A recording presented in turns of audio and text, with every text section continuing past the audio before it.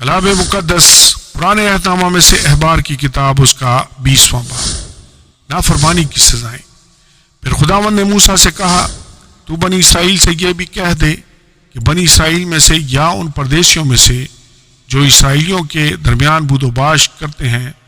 جو کوئی شخص اپنی اولاد میں سے کسی کو مہلک کی نظر کرے وہ ضرور جان سے مارا جائے، اہل ملک اسے سنگسار کریں، اور میں بھی اس شخص کا مخالف ہوں گا اور اسے اس کے لوگوں میں سے کاٹ ڈالوں گا، اس لیے کہ اس نے اپنی اولاد کو مہلک کی نظر کر کے میرے مقدس اور میرے پاک نام کو ناپاک ٹھہرایا۔ اور اگر اس وقت جب وہ اپنی اولاد میں سے کسی کو مہلک کی نظر کرے،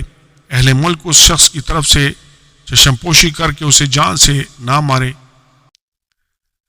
تو میں خود اس شخص کا اور اس کے گھرانے کا مخالف ہو کر اس کو اور ان سبوں کو جو اس کی پیروی میں زناکار بنے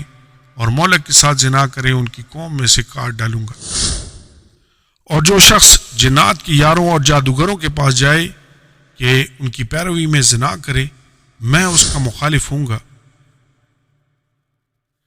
اور اسے اس کی قوم میں سے کاٹ ڈالوں گا۔ اس لیے تم اپنے آپ کو مقدس کرو اور پاک رہو، میں خداوند تمہارا خدا ہوں، اور تم میرے آئین کو ماننا اور اس پر عمل کرنا، میں خداوند ہوں جو تم کو مقدس کرتا ہوں۔ اور جو کوئی اپنے باپ یا اپنی ماں پر لعنت کرے وہ ضرور جان سے مارا جائے، اس نے اپنے باپ یا ماں پر لعنت کی ہے سو اس کا خون اسی کی گردن پر ہوگا۔ اور جو شخص دوسرے کی بیوی سے یعنی اپنے ہمسایہ کی بیوی سے زنا کرے وہ زانی اور زانیہ دونوں ضرور جان سے مار دیے جائیں۔ اور جو شخص اپنی سوتیلی ماں سے صحبت کرے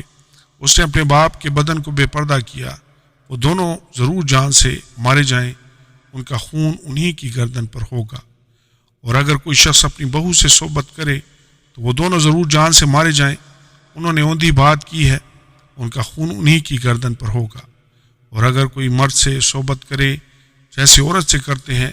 تو ان دونوں نے نہایت مکروہ کام کیا ہے، سو وہ دونوں ضرور جان سے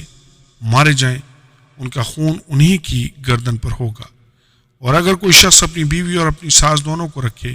تو یہ بڑی خباثت ہے، سو وہ آدمی اور وہ عورتیں تینوں کے تینوں جلا دیے جائیں،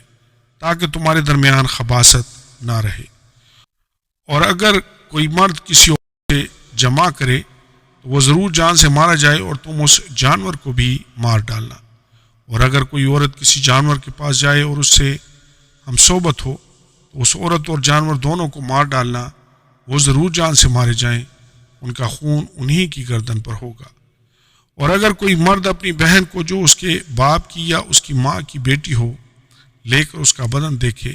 اور اس کی بہن اس کا بدن دیکھے تو یہ شرم کی بات ہے، وہ دونوں اپنی قوم کے لوگوں کی آنکھوں کے سامنے قتل کیے جائیں۔ اس نے اپنی بہن کے بدن کو بے پردہ کیا،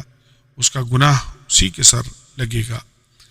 اور اگر مرد اس عورت سے جو کپڑوں سے ہو صحبت کر کے اس کے بدن کو بے پردہ کرے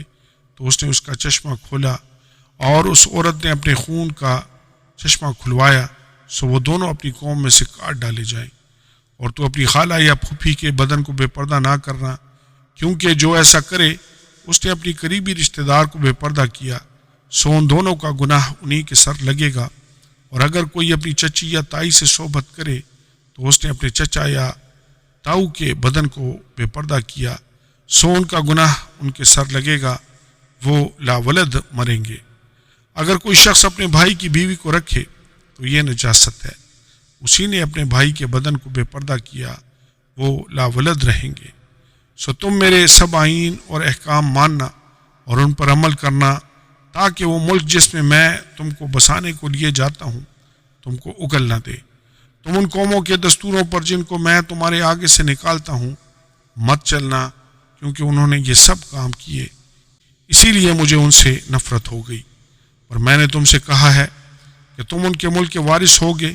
اور میں تم کو وہ ملک جس میں دودھ اور شہد بہتا ہے تمہاری ملکیت ہونے کے لیے دوں گا۔ میں خداوند تمہارا خدا ہوں جس نے تم کو اور قوموں سے الگ کیا ہے، سو تم پاک اور ناپاک چوپایوں میں اور پاک اور ناپاک پرندوں میں فرق کرنا، اور تم کسی جانور یا پرندے یا زمین پر کے رینگنے والے جاندار سے جن کو میں نے تمہارے لیے ناپاک ٹھہرا کر الگ کیا ہے اپنے آپ کو مکروہ نہ بنا لینا، اور تم میرے لیے پاک بنے رہنا، کیونکہ میں جو خداوند ہوں پاک ہوں، اور میں نے تم کو اور قوموں سے الگ کیا ہے تاکہ تم میرے ہی رہو۔ اور وہ مرد یا عورت جس میں جن ہو یا وہ جادوگر ہو تو وہ ضرور جان سے مارا جائے۔ ایسوں کو لوگ سنسار کریں، ان کا خون انہی کی گردن پر ہوگا۔ آمین اور آمین۔